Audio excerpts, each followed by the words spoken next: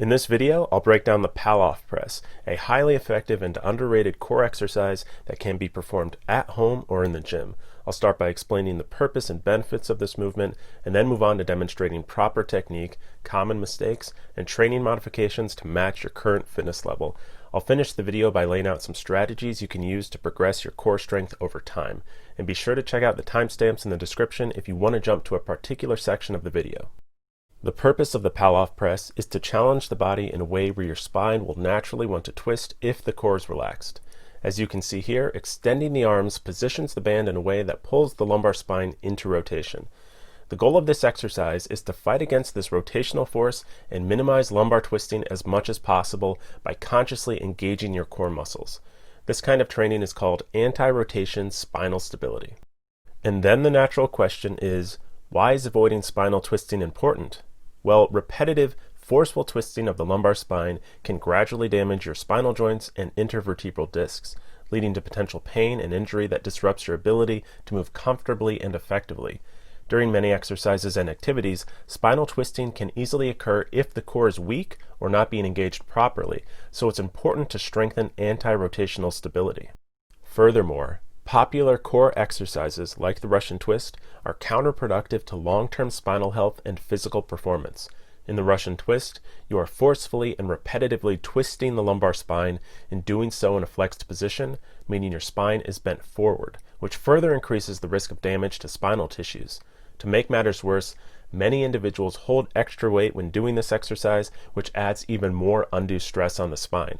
The Pallof press will strengthen your core so you can prevent damaging twisting motions in and out of the gym and preserve the health of your spine. I'll now explain the technique of the Pallof press, which is very straightforward. Anchor a band around any sturdy post-like object, either by tying the band or looping it through itself at the level of your lower sternum. You can also use a cable machine where you can adjust the height of the handle. Grip the band with both hands, step out laterally from the anchor point until you feel tension on the band, and position your shoulders and hips so they are squared with the wall in front of you. Your feet should be approximately at hip width. While standing with a tall posture, place your hands at your lower sternum just below your chest muscles with your forearms against your ribs. This is the start point of the Pallof press. Brace your core, anticipating that the band will try to pull you into rotation towards the anchor point, and in a controlled manner, press the band straight out in front of you until your elbows are fully extended, and then return your arms to the starting position so your forearms make contact with your ribs again, all while resisting any twisting motion in your spine.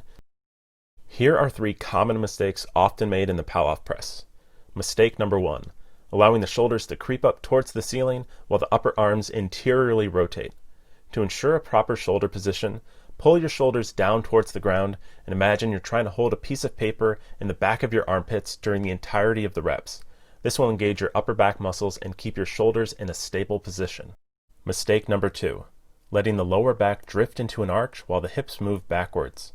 To correct this, squeeze your glutes and press your hips forward until they are directly under your torso, and keep your glutes contracted for the duration of the set to ensure proper hip positioning. Mistake number 3, not having your body in line with the anchor point. If you step too far behind the anchor point, you'll be pulled forward as you press out. And if you step too far in front of the anchor point, the band will pull you backwards when you press forward. Your body should be directly lateral to the anchor point to ensure the band is pulling you into pure rotation. I'll now break down a couple modifications you can do to make the Pallof press more manageable. Easier modification number 1.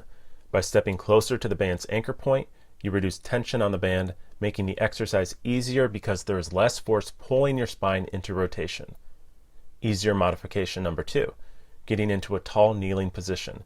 When in this shortened position, there are less joints that need to be stabilized, which reduces the challenge of keeping your body in proper anti-rotated alignment. And here are a couple more challenging modifications if you want to intensify your core training. Harder modification number 1, tempo and pause reps. A tempo rep is when you deliberately slow each portion of the exercise to a specific duration. For example, 3 seconds out, 1 second pause in full extension, and 3 seconds back in. The higher the tempo counts, the harder the exercise becomes because you're stabilizing your spine under tension for a longer duration.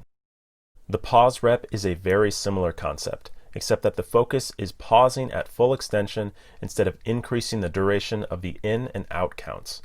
Pause reps are particularly challenging because you're bracing your core in the part of the exercise when there is maximal torque on your spine.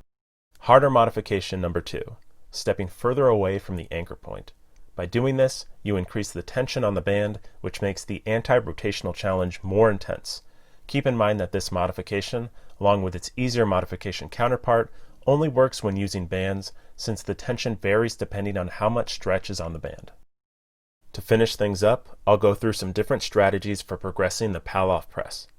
Start by doing 2 to 4 sets of 5 to 10 reps, each side at least once per week, resting about 1 to 2 minutes between sets while using a modification and resistance level that allows you to perform proper technique without feeling extremely fatigued. There are many training variables you can adjust to increase the challenge over time. You can increase reps, sets, tempo counts, pause counts, and reduce rest intervals. You can progress through increasingly more challenging modifications, and you can also use heavier tension bands or increase the resistance on a cable machine. When progressing any of the variables, make sure to adjust them gradually over time to ensure consistent results in core strength gains. That's it for this video on the Pallof press. If you found this information helpful and you think it would be helpful for others too, please like the video, share it, and subscribe to my channel. And if you have any questions about the Pallof press that weren't mentioned in this video, feel free to leave a comment. Thanks for watching.